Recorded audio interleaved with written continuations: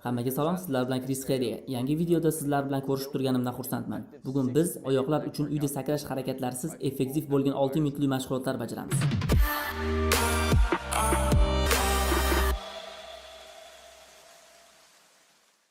Sakrash va polimetrik harakatlarning afzalliklari bo'lganiga qaramay, ko'plab odamlarda tizzasidan jismoniy shikastlangan yoki oldingi jismoniy jarohatlar, harakatchanlik past bo'lgani natijasida sakrash va polimetrik mashqlarni bajarish imkoniyati mavjud emas. Qaysi sabab bo'lgan taqdirda ham siz sakrash yoki polimetrik mashqlarni bajara olmasangiz, men sizlarga kam nagruzka orqali oyoqlarni baquvvat qilish mashqlarini ko'rsatib beraman. Bu mashqlar oyoqlarni toliqtirmaydi va juda effektiv bo'ladi. Kam nagruzkali mashqlarni o'z ustunlik tomonlari bor. Masalan, jarayon davomida bo'g'imlar harakatsiz turadi. Shu bilan suyaklarga jarohat yetish yoki dars ketish holati yo'qoladi. Mashqlar barcha yoshdagi va oddiy jismoniy holatda bo'lganlarga birday mos keladi va mashqlar katta nagruzka talab qilmaganligi, intensivlik yuqori bo'lganligi uchun siz o'z holatingizdan kelib chiqib mashqni bajara olasiz. Keyinchalik esa bu mushak to'qimalarining qisqarishini yaxshilaydi. Ular esa kuchaya boshlaydi va relief paydo bo'la boshlaydi. Mashqlarni bajarish effekti ham shu ketishda yaxshilanib ketadi. Siz mashqlarga tayyor bo'lsangiz, sizga bir juft gantel yoki uyda siz ko'tara oladigan og'ir buyum bo'lishi kerak. Agar siz mashqlarni endi boshlagan bo'lsangiz, unda hech qanday og'irliksiz boshlang. Endi mashqlarni boshlashimiz mumkin. 6 daqiqa ichida mashqlardan maksimal natija olish uchun har bir mashqni vaqt davomida bajaramiz. Shunda biz mashqlarni soniga emas, benuqson bo'lishiga harakat qilishimiz kerak. Siz anchadan beri shug'ullanmayapsizmi yoki mashg'ulotlarni endigina boshladingizmi? Uni ahamiyati yo'q. Muhimi o'z ritmingizda bo'ling va tanangizni yetarli darajada zo'riqishiga olib keling. Endi mashqlarni boshlaymiz. Birinchi mashqimiz keng va tor o'tirib turishdan boshlaymiz. Ko'tara olishingizga qarab yuk oling. Og'ir bo'lsa olish shart emas. Gantelni kubikni ushlaganda ushlab olamiz. Juda og'ir olish kerak emas. Keng o'tirib turishdan boshlaymiz. O'tirishda qadni tik tutamiz. Tor ko'rinishi oyoqlarni birga tutamiz. Yana oyoqlar keng qo'yiladi alohida. Siz bajarayotganingizda tempni o'zingizga moslab tanlang. Tos yonbosh, bel, orqa va son muskullar ishlay boshlaydi va ikkinchi o'tirishda yon tomonga harakat qilganimiz uchun tashqi son muskullar ham mashqda qatnashadi. Har safar o'tirganingizda oldinga tisarling. Bir necha takrorlashlar qoldi. 5 4 3 2 va 1. Yaxshi, 15 sekundlik tanaffus. Keyingi mashq. Har bir oyoq uchun 22 sekunddan bajaramiz. Oyoqlar yelka kengligida, bir oyoq bilan oldinga qadam tashlanadi, nargisi esa uning orqasidan ketadi. O'tirib tura boshlaymiz. Xuddi shu holatni bajarishingiz kerak.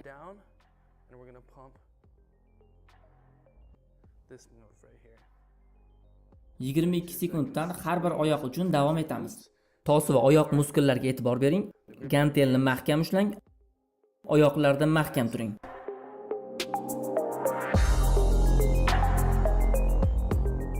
Squeeze. Oyoqlarni almashtiramiz va yana 22 sekunddan davom etamiz. Oxirgacha o'tirib turamiz, qadni tik tutamiz. Tizzalar bir tomonga yo'nalgan bo'lishiga e'tibor bering.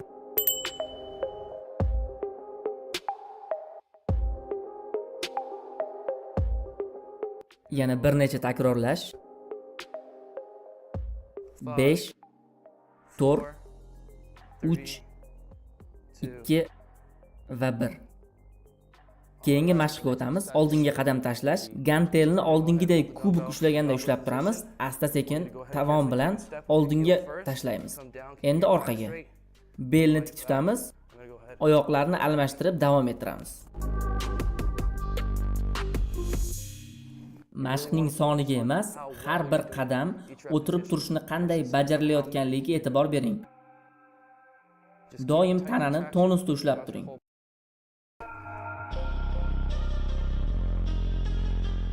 O'tirib turish kam nagruzka bo'lganligi uchun qayta bajarish natija beradi.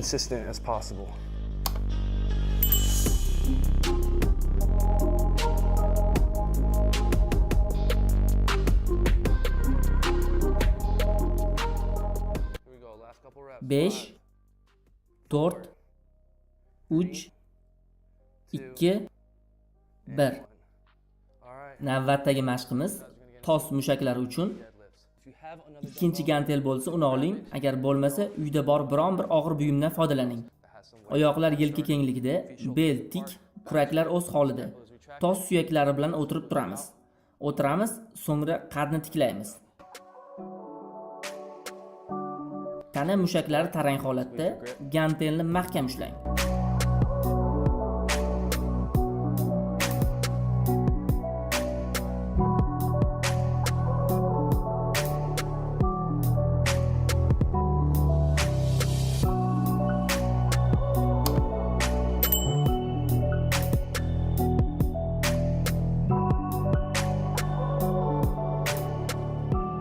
To'xtab qolmang. Yana bir necha takrorlash. 5 4 3 2 1. Endi yonbosh ko'tarish mashqlari. Tizza balandligiga teng yoki undan biroz baland tayanch toping. Har bir oyoq uchun 15 sekunddan bajaramiz. Keyin ikkala oyoq uchun 15 sekund bajaramiz. Bir oyoqni belni ko'tarib turamiz va tushiramiz.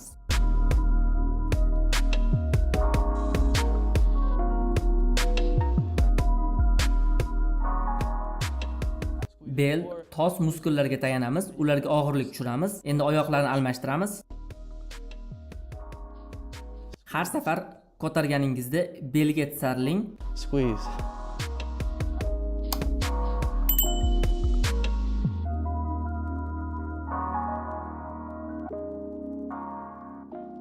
Endi ikkala oyoqni qo'yib ko'tarilamiz 15 sekund davomida.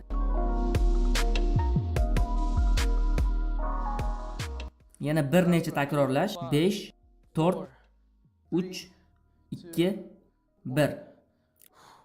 Mashqni tamomladik. Oxirgi mashq qoldi. Devor plank mashqlari. Mashqda barcha oyoq muskullari qatnashadi. Mashg'ulotlarni yakunlash uchun ajoyib mashq. Devorga qulay bo'lgan joyda yarim o'tirgan holda tayana boshlang. Asosiysi yonbosh muskullar devorga tegib turish kerak. Bel devorga tegish shart emas. 90 gradus burchakda turing. Tana va son muskullariga nagruzkani taqsimlang. Bel va barcha muskullarga ham nagruzkani birdek taqsimlang.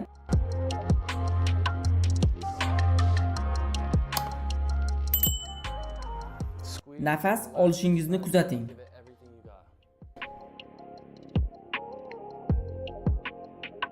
Bo'sh kelmang. Bu oxirgi mashqimiz. Deyarli tugatdik.